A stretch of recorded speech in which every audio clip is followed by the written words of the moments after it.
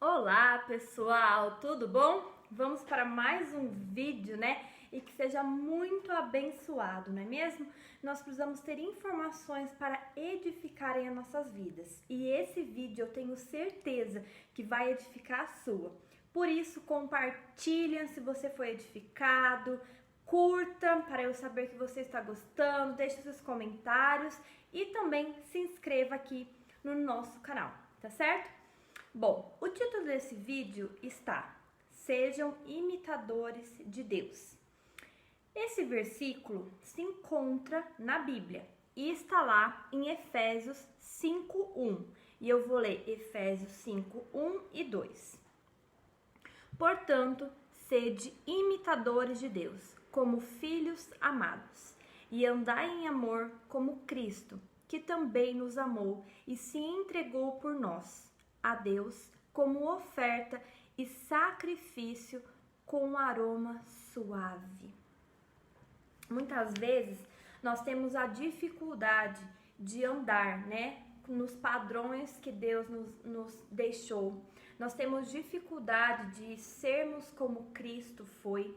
E também nós temos a dificuldade, às vezes até mesmo estando dentro da casa do Senhor, em andar em uma vida em santidade. A santidade é a ponte que nos leva até o Senhor. Então é muito importante que nós demos o nosso máximo aqui para fazer o melhor para Deus. Às vezes nós ficamos imaginando, nossa, mas Jesus foi tão perfeito, como nós podemos ser igual a Ele? Muitas vezes nós estamos apegados aos padrões de perfeição do mundo, que para nós sermos certinhos, agradando a todo mundo, servindo a todo mundo, e nós nos perdemos. Então, o padrão de perfeição de Deus não é o mesmo padrão de perfeição que o mundo nos impõe. Isso tem que ficar claro para nós. Claro que nós temos que amar as pessoas, nós temos que servir de todo o nosso coração, mas nós precisamos ter uma conexão íntima e individual com Deus, para que nós verdadeiramente consigamos cumprir a nossa missão e o nosso propósito que foi destinado pelo Senhor. Outro versículo que eu quero compartilhar com vocês, para vocês entenderem um pouco melhor do que eu estou falando, está lá em 1 Coríntios 11:1. Sede meus imitadores, como também eu sou de Cristo. Paulo nos deixa, este ensinamento. E como todos sabem, se você não saiba, dá uma procuradinha na vida de Paulo, Paulo foi um homem que não acreditava em Deus, inclusive ele perseguia os cristãos e depois, quando o Senhor entrou na vida dele, verdadeiramente foi transformado e ele se tornou um servo fiel do Senhor. E ele nos deixa muitos ensinamentos aqui de como ele vivia a sua vida e de como nós também podemos viver. Então, é mais uma prova, de que nós vamos conseguir, em nome de Jesus, ter uma vida alinhada com os propósitos de Deus. E agora, eu quero entrar em uma passagem muito importante e que vai dar maior clareza para o nosso entendimento do que nós estamos falando aqui hoje. Está lá em Mateus 26, do 36 ao 46. Não se preocupe que eu estarei deixando na descrição do vídeo todos os versículos que eu estou usando aqui, tá certo? E uma curiosidade para vocês, essa passagem é quando Jesus estava no jardim do Getsemane. E quando eu me converti, um dos versículos, uma das passagens, aliás, que mais mexia com o meu coração era justamente essa, que fala, quando Deus estava ali orando no jardim do Getsemane. E o ano passado eu tive o privilégio de ir para Israel e o lugar que eu mais queria conhecer era o jardim do Getsemane. E o Senhor ministrou tanto ao meu coração quando eu estava lá. E eu me lembro muito bem que o que mais o Espírito Santo pediu para mim, inclusive eu compartilhei com o grupo ali naquele local, para que nós não abandonássemos aquilo que o Senhor tinha colocado no nosso coração, que era para nós voltarmos para o Brasil com sede de falar do amor de Deus, né? Então eu vejo que esse vídeo é uma das provas, né, de que eu voltei verdadeiramente determinada para pregar a palavra do Senhor e para abençoar vidas, assim como eu fui tão abençoada e ministrada ali naquele lugar.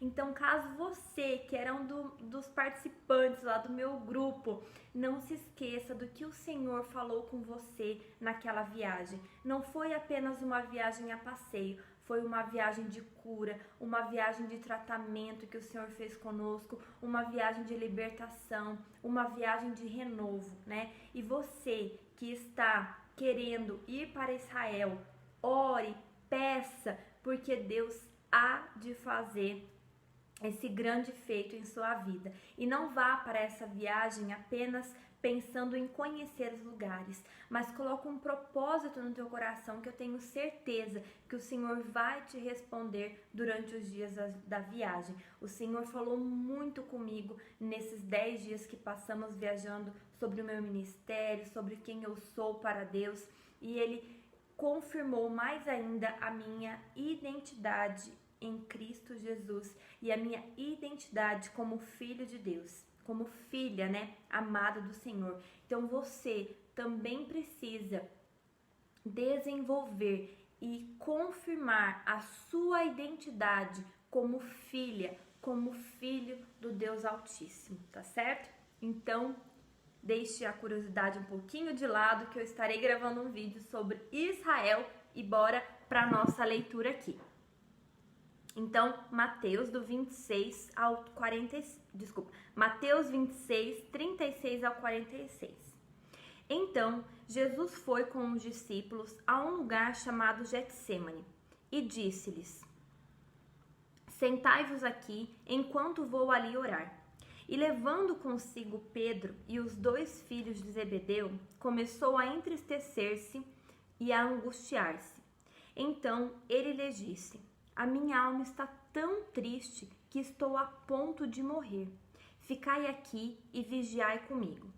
E adiantando-se um pouco, prostrou-se com o rosto na terra e orou: Meu pai, se for possível, afasta de mim este cálice. Todavia, não seja como eu quero, mas como tu queres. Voltando para os discípulos, achou-os dormindo e disse a Pedro: Vós não pudestes vigiar comigo nem uma hora? Vigiai e orai, para que não entrais em tentação. O espírito está pronto, mas a carne é fraca. Retirando-se mais uma vez, orou: Meu pai, se não for possível afastar este cálice sem que eu o beba, seja feita a tua vontade. E voltando outra vez, Jesus achou-os dormindo, porque seus olhos estavam pesados. Deixando-os novamente, foi orar pela 3ª vez, repetindo as mesmas palavras. Então voltou para os discípulos e disse-lhes: Ainda dormes e descansais? Chegou a hora, e o Filho do Homem está sendo entregue nas mãos dos pecadores. Vamos, levantai-vos, aquele que me trai está próximo. Amém. Gente, essa passagem dá, assim, mais do que uma pregação. Daqui a gente consegue tirar vários ensinamentos, mas o principal que eu quero deixar aqui para nós, fazermos conexão com aquilo que nós estávamos falando no início do vídeo, para sermos imitadores de Jesus, né, de Deus, é o seguinte: Jesus veio para essa terra como filho de Deus, ou seja, ele era o próprio Deus, mas ele também foi inteiramente homem, né? Com sentimentos, com emoções. Ele foi criado por uma família normal, né? Ele foi concebido no ventre de uma mulher. Então, nós temos que entender que Deus nos deixou Jesus não só para nos salvar ou para nos dar uma vida abundante, mas Ele foi o nosso exemplo de que nós também vamos conseguir ultrapassar as nossas emoções e fazer aquilo que nós fomos determinados para fazer. Essa passagem deixa muito claro que Jesus estava triste, angustiado. E a angústia era tão grande e tão intensa que ele sentia como se fosse a morte. Era uma tristeza que o estava deixando sem consolo. E o que ele fez? Pediu para 2 amigos, 3 amigos o acompanharem e que eles ficassem o quê? Vigiando, porque nós precisamos compartilhar das nossas dores e das nossas angústias para aquelas pessoas que estão próximas de nós. Mas o que aconteceu? Jesus ali, podemos até dizer que ele foi abandonado pelos amigos, porque quando ele se retirou para ter um particular com o seu pai, com Deus, ele voltou e os seus amigos estavam como? Dormindo. Depois de tanto tempo andando juntos, tantos ensinamentos que Jesus deixou para estes homens, eles não foram capazes de matar a sua carne naquele momento e orar com o Senhor Jesus. E aí eu fiquei, depois de ler várias vezes essa mensagem, eu fiquei pensando, quantas vezes nós não somos abandonados, deixados, ou até mesmo esquecidos por um tempo, por pessoas que nos amam, por pessoas que fazem parte da nossa vida, mas quantas e quantas vezes nós não nos sentimos sozinhos? Só que nós fazemos muitas vezes algo que é diferente de Jesus. Jesus foi buscar um consolo verdadeiro, que foi aos pés do Senhor, do Senhor Deus. E nós, como pessoas que falhamos, pessoas que muitas vezes não entendemos os propósitos de Deus, nós vamos buscar esse refrigério em outras coisas. Às vezes é na comida, às vezes é na bebida, às vezes é falando com pessoas que não vão edificar as nossas vidas. Então, cada um tem a sua forma de desencadear, digamos, de buscar um refrigério das nossas angústias e tristezas. Mas aqui deixa claro que quando nós nos sentimos angustiados, perdidos, tristes, nós devemos deixar tudo de lado e ir com o Senhor nosso Deus, ter um particular, uma oração em secreto com Ele. Então, nós sim, devemos sinalizar às pessoas que estão próximas de nós o que nós estamos sentindo, mas recorrermos a Deus.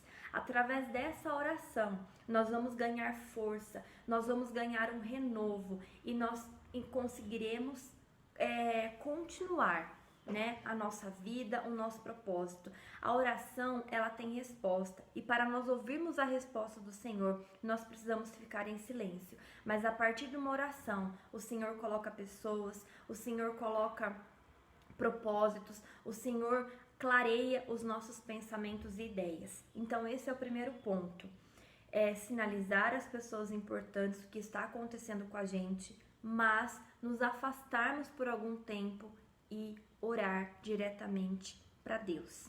Esse é o primeiro ponto. O segundo ponto é que, mesmo angustiado, entristecido, uma tristeza de morte, e também chateado, nervoso, bravo com seus amigos que o deixou naquele momento, o Senhor Jesus não saiu do seu propósito.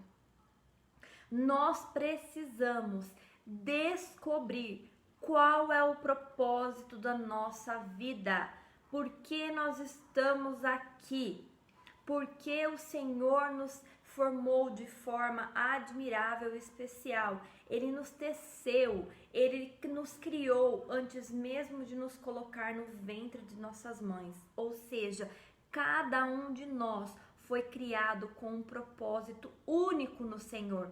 Cada um de nós tem uma missão para cumprir aqui nessa terra. Nós não estamos aqui por acaso, nós não estamos aqui por mera coincidência ou por acidente, dos pais, das pessoas, que nos conceberam.